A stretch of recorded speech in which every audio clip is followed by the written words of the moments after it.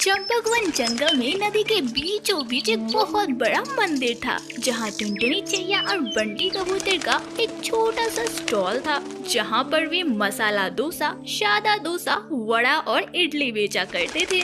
अरे बंटी भैया, एक मसाला डोसा दो। और हाँ बंटी भैया, 2 प्लेट वड़ा और उसके साथ सांभर भी दे देना। हाँ हाँ भैया, आप बैठिए, मैं अभी लाता हूँ। बंटी कबूतर की पत्नी टुनटुनी चिड़िया डोसा बनाया करती थी और इधर बंटी कबूतर ग्राहकों को संभाला करता था। बंटी कबूतर अपने ग्राहकों से बहुत ही अच्छे से बात किया करता था। उसके ग्राहकों को भी उसके डोसे बहुत अच्छे लगते थे। अरे बंटी भैया, मुझे भी 2 डोसा दे दीजिए। बिल्कुल बिल्कुल भैया, आप बैठिए, मैं अभी लाया। टुनटुनी चिड़िया और बंटी कबूतर मिलकर काम किया करते थे, इसलिए उनकी आमदनी भी बहुत अच्छी हो रही थी। वे दोनों अपने इस व्यापार से बहुत खुश थे। बेटा आओ आओ अम्मा, आप बैठो, मैं अभी आपके लिए कुछ लाता हूँ। बंटी कबूतर रोज इस बूढ़ी अम्मा को खाना खिलाता था, पर यह बात उसकी पत्नी टुनटुनी चिड़िया को थोड़ा भी पसंद नहीं थी। क्या जरूरी थी इस भिखारी को खाना देने की? यह बुढ़िया रोज ही फ्री में खाना खाने आ जाती है।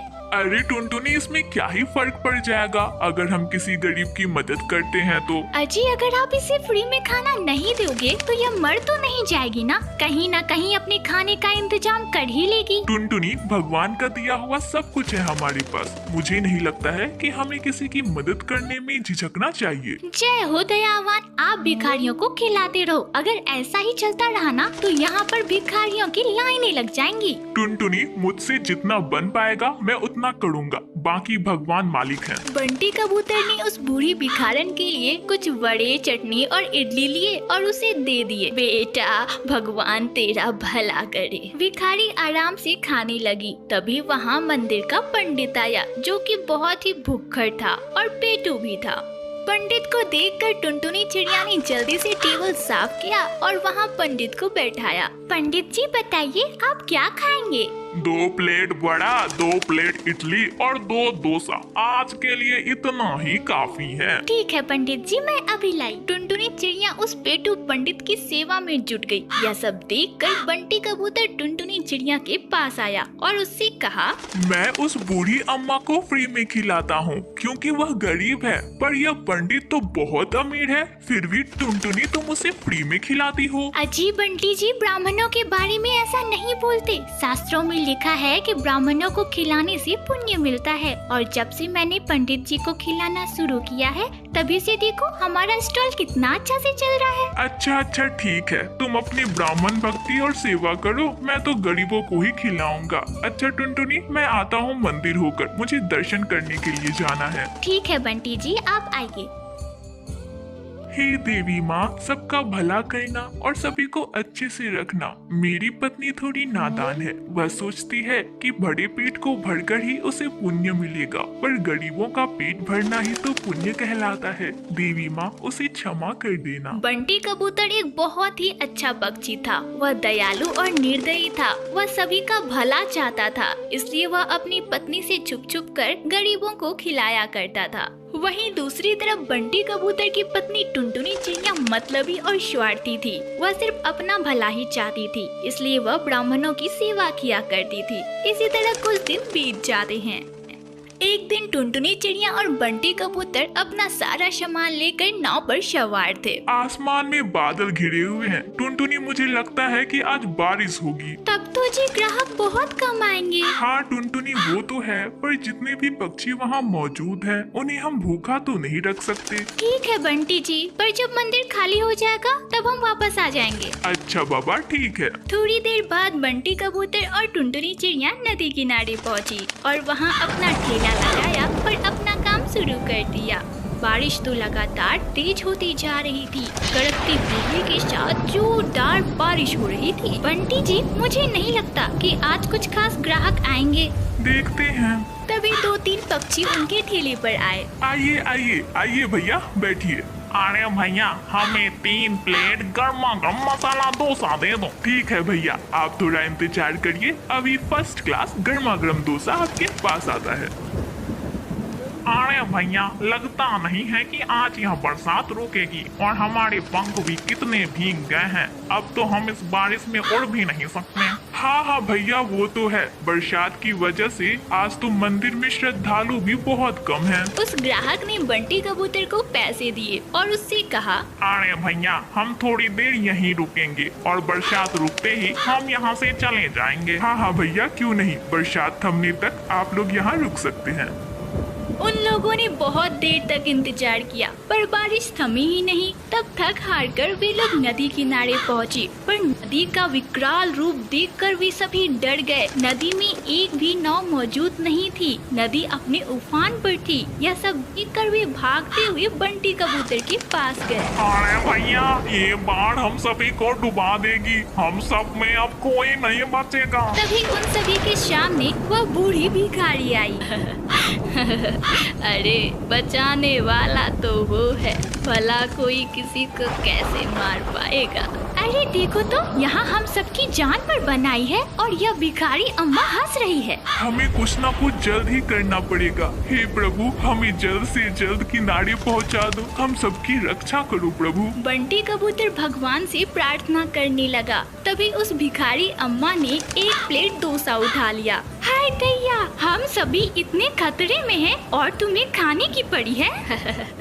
अरे तुम सभी मेरे पीछे आओ। सभी उस भिखारी अम्मा के साथ चल पड़े। भिखारी अम्मा नदी किनारे आई और उस डोसे के प्लेट को जमीन पर रखा। उसके बाद आंख बंद किया। तभी वह डोसा एक विशाल डोसा में बदल गया, जैसे कि वह एक नाव हो। तुम सभी इस विशाल डोसा नाव में बैठ जाओ, यह सुरक्षित तुम सभी को नदी किनारे पहुंचा देगी। सभी पक्षी उस डोसा नाव में बैठ गए, सिवाय उस भिखारी अम्मा के। अम्मा, आप भी आइए। नहीं नहीं बेटा, मुझे बचाने वाला वो है, तुम सभी जाओ। बूढ़ी अम्मा के एक इशारे पर ही वह डोसा नाव नदी में चला गया और सारे पक्षियों को सुरक्षित नदी किनारे पहुंचा दिया। सारे लोग बहुत खुश थे क्योंकि उनकी जान बच गई थी।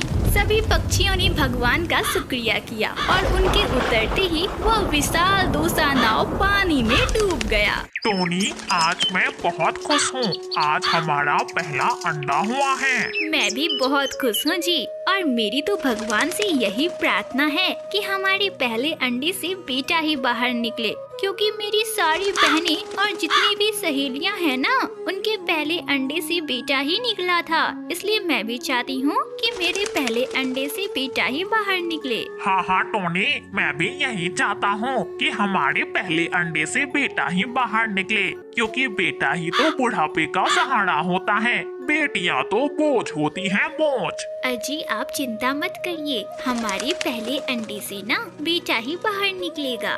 दोनों ही पति पत्नी बेटियों के खिलाफ थे और वे चाहते थे कि उनके पहले अंडे से बेटा ही बाहर निकले, पर भगवान को तो कुछ और ही मंजूर था।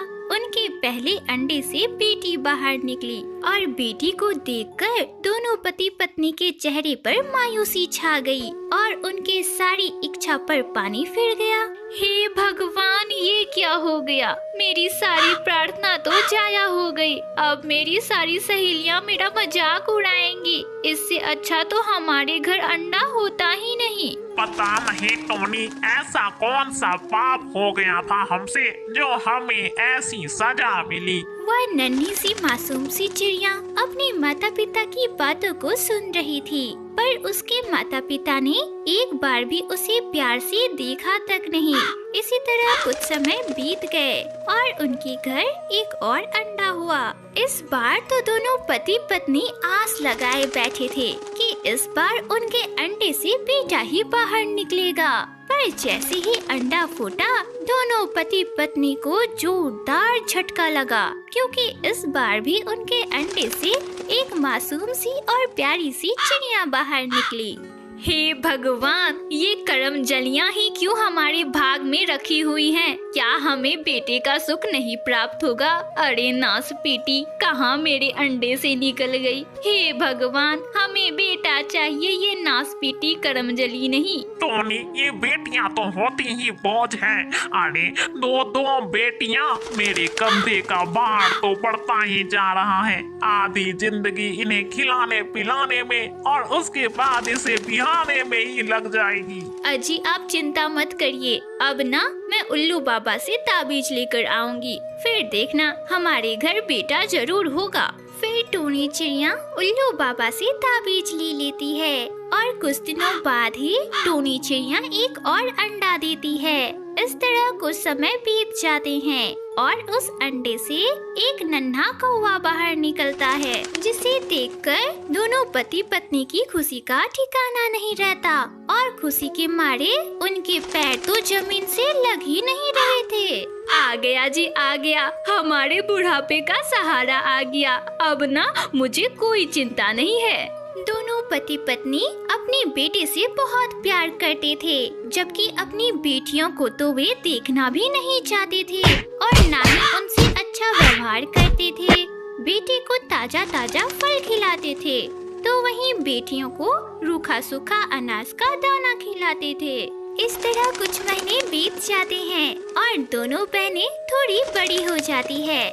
दोनों बहनें अपने भाई से बहुत प्यार करती थी, इसलिए उसे बाहर जो भी स्वादिष्ट भोजन मिलते थे वह उसे अपने भाई के लिए लेकर आती थी और अपने भाई को खिलाती थी। मुन्ना भैया ये लो आम खाओ, पूरा जंगल घूम घूम कर ढूंढा है मैंने ये स्वादिष्ट आम, खाओ भैया खाओ। और मैं अपने भाई के लिए मीठे मीठे अंगूर लेकर आई हूँ, भाई इसे भी खाओ। दोनों ही बहनें अपने भाई से बहुत प्यार करती थी, पर इसके बावजूद भी उसके माता पिता अपनी बेटियों पर जरा भी ध्यान नहीं देते थे, बस अपने बेटे को ही प्यार किया करते थे। अपने बेटे के लिए ब्रांडेड कपड़े खरीद कर लाते थे और अपनी बेटियों को फुटपाथ के कपड़े दिया करते थे। इतना ही नहीं, वे अपने लाडले बेटे को शहर के जंगल के बहुत बड़े स्कूल में पढ़ाते थे, जबकि अपनी दोनों बेटियों को गांव के जंगल के छोटे से सरकारी स्कूल में पढ़ाया करते थे। उनके इतने लाड प्यार की वजह से उनका बेटा कालू कौवा धीरे धीरे बिगड़ने लगा। पापा आज मेरे दोस्त का बर्थडे है तो मुझे पैसे चाहिए। अच्छा, मेरे लाडले बेटे को कितने रुपये चाहिए? ज्यादा नहीं पापा, बस यही कोई 5,000 रुपये। बेटा अभी तो मेरे पास इतने रुपये नहीं हैं, पर तुम चिंता मत करो, तुम्हारा पापा अभी अपने दोस्त के पास जाएगा और उससे उधार लेकर तुझे देगा। हाँ। कालू कौवे का पापा तुरंत ही अपने दोस्त के पास जाता है और 5,000 रुपये उधार लेकर अपने बेटे को दे देता है। इस बात को अभी 2 दिन भी नहीं हुए थे कि फिर से कालू कौवा अपने पापा से पैसे मांगने लगता है। पापा मुझे कुछ रुपये चाहिए। वो क्या है ना, हमारे स्कूल का ट्रिप जा रहा है, सारे बच्चे जा रहे हैं, मुझे भी अपने पैसे जमा करवाने हैं। पापा मुझे कुछ पैसे दे दो। कितने पैसे चाहिए मेरे लाडले को? 5,000 रुपये। पर बेटा इतने पैसे तो मेरे पास नहीं हैं और अब मैं उधार भी नहीं ले सकता, क्योंकि मैंने पिछला उधार ही अभी तक नहीं चुकाया है। ये मेरा मसला नहीं है पापा, मुझे तो पैसे चाहिए, कहीं से भी पैसे ला कर दो। अगर पैसे लाकर नहीं दिए ना तो मुझसे बुरा कोई नहीं होगा, देख लेना आप। पापा अपने बेटे की मुंह से बदतमीजी सुनकर तो हैरान हो जाते हैं। अब तो कालू कौवे के स्कूल से भी उसकी शिकायतें मिलने लगी थी, पर कालू कौवे ने तो स्कूल जाना छोड़ दिया और इधर उधर सिर्फ आवारागर्दी करने लगा। इस तरह बहुत समय बीत गया और देखते ही देखते कालू कौवा जवान हो गया और उसकी दोस्ती एक चिड़िया से हो गई। पिंकी, मैं तुम्हें बहुत पसंद करता हूँ और तुमसे शादी करना चाहता हूँ, क्या तुम मुझसे शादी करोगी? वो सब तो ठीक है कालू, पर मुझसे शादी करने के लिए तुम्हें अपने माता पिता से सारे रिश्ते तोड़ने होंगे, तभी मैं तुमसे शादी करूँगी। बस इतनी सी बात, समझो वो तो मैंने तोड़ भी दिए। फिर कालू कौवा अपनी पसंद की चिड़िया से शादी करके हमेशा हमेशा के लिए उसके साथ रहने लगता है।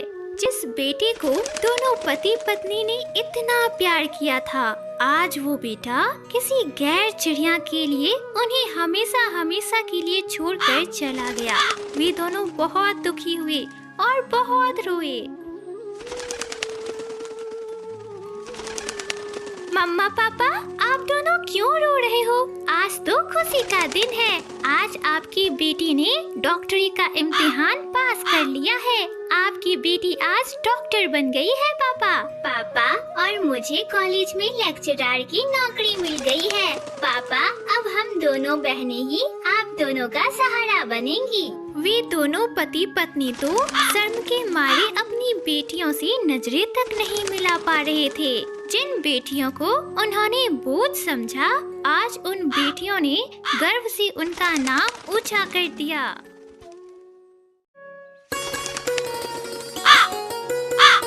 मधेपुर के जंगल में टुनटुनी चिड़िया अपनी सौतीली माँ टूनी चिड़िया और अपनी सौतीली बहन पिंकी चिड़िया के साथ रहा करती थी। एक दिन टुनटुनी चिड़िया अपनी सौतीली बहन पिंकी चिड़िया को स्कूल जाते हुए देखती है, तो वह अपनी सौतीली माँ टोनी से आकर कहती है, माँ मुझे भी स्कूल जाना है। माँ मैं भी पढ़ना लिखना चाहती हूँ। कलमुही, अगर तू स्कूल पढ़ने जाएगी तो घर का सारा काम कौन करेगा? तेरी मरी हुई माँ। अब अगर मेरी बिटिया पिंकी स्कूल जाएगी तो तू उसके आसपास भटकेगी भी नहीं। अगर तू मुझे उसके आसपास दिखाई देना तो मैं तेरी टांगे तोड़ डालूंगी। अब यहाँ बैठी बैठी मेरा मुंह क्या देख रही है? जाकर जूठे बर्तन धो। बेचारी टुनटुनी चिड़िया जूठे बर्तन धोने चली जाती है। तभी टूनी चिड़िया के भाई का कॉल आता है। हेलो भैया, कैसे हो? मैं अभी आपको ही फोन करने वाली थी कि आपका फोन आ गया। अरे बहना, मैं ठीक हूँ। तू बता, तू कैसी है? कई दिनों से तूने मुझे फोन नहीं किया था, तो सोचा मैं ही कर लूं। अरे भैया, अब मैं अपनी क्या ही बताऊं। मेरी सौतीली बेटी ने तो मेरा जीना हराम कर दिया है। इधर से रट लगा कर बैठी है कि स्कूल पढ़ने जाएगी। अरे नाना बहना, उसे स्कूल बिल्कुल नहीं जाने देना। अगर पढ़ लिख लेगी तो तेरा जीना और भी मुश्किल कर देगी। उसे घर के कामों में लगाए रख। पर भैया, तुम्हारे जीजा जी का मैं क्या करूं? अगर उन्होंने टुनटुनी का नाम स्कूल में लिखवा लिया तो मैं क्या करूंगी फिर? अरे बहना, तू जीजा जी की चिंता मत कर, मैं उन्हें समझा दूंगा। ठीक है भैया, तब आप सब कुछ संभाल लेना। अब मैं जाकर उसे देखूं तो वह कामचोर आखिर कर क्या रही है। अरे ओ कामचोर, इतनी देर से तू कर क्या रही है? तूने अभी तक चाय नहीं बनाया मेरे लिए? तुझसे एक काम ढंग से नहीं होता। पर माँ, आपने ही तो मुझे जूठे बर्तन धोने को बोला था। माँ रुको, मैं अभी चाय बना देती हूँ। इतना सुनते ही टूनी चिड़िया गुस्से से आग बबूला हो जाती है और बेचारी नन्ही सी टुनटुनी चिड़िया को पीटने लगती है। करम जली कलमुही, मुझसे जवान लड़ाएगी, ये ले, और लड़ाएगी मुझसे जवान। नहीं माँ, नहीं माँ, आगे से गलती नहीं होगी। मुझे छोड़ दो माँ, मुझे माफ कर दो। दरअसल टुनटुनी चिड़िया का पिता राजू कबूतर शहर के जंगल में काम किया करता था। वह सवेरे बहुत जल्दी चक्कर ऑफिस चला जाता था और फिर देर रात घर वापस आता था। तब तक नन्ही सी टुनटुनी चिड़िया सो जाया करती थी। कई कई दिनों तक टुनटुनी चिड़िया की अपने पिता से बात नहीं हो पाती थी। इस तरह कुछ महीने बीत जाते हैं। एक दिन टुनटुनी चिड़िया को जोड़ों की भूख लगती है, तो वह अपनी सौतेली माँ टूनी चिड़िया के पास जाती है और उससे कुछ खाने को मांगती है। माँ, मुझे बहुत जोरों की भूख लगी है। माँ, मुझे कुछ खाने को दे दो। वाह भाई वाह, एक काम तो तुझसे ढंग से होता नहीं है, पर खाना तुझे समय से चाहिए। जाकर पहले घर के सारे काम कर, फिर मैं तुझे खाने को दूंगी। माँ, मुझे भूख लगी है, जल्दी से माँ मुझे भोजन दो। अरे कलमुही, अब तू मेरा मुंह क्या देख रही है? तूने सुना नहीं, मेरी लाडो को भूख लगी है, जाकर इसके लिए भोजन ला। अभी ला देती हूँ माँ। टुनटुनी चिड़िया जल्दी से पिंकी चिड़िया के लिए भोजन लेकर आती है। ये ले मेरी लाडो बिटिया, अच्छे से खा। देख, तेरी मनपसंद गाजर का हलवा बनाया है। कितनी दुबली पतली हो गई है, कुछ खाती ही नहीं है। इस टुनटुनी को देख, कितनी मोटी हो गई है खा खा कर। अरे माँ, अब कितना खिलाओगी? मुझे नहीं खाना माँ, मैं अपनी सहेलियों के साथ खेलने जा रही हूँ। ठीक है मेरी लाडो बिटिया, जा, पर जल्दी घर आ जाना। माँ, अब दो, मुझे भोजन दे दो, बहुत भूख लगी है। अच्छा, तो तेरी वजह से मेरी लाडू बिटिया ने भोजन नहीं किया। रुक, अभी मैं तुझे खिलाती हूँ, रुक तू।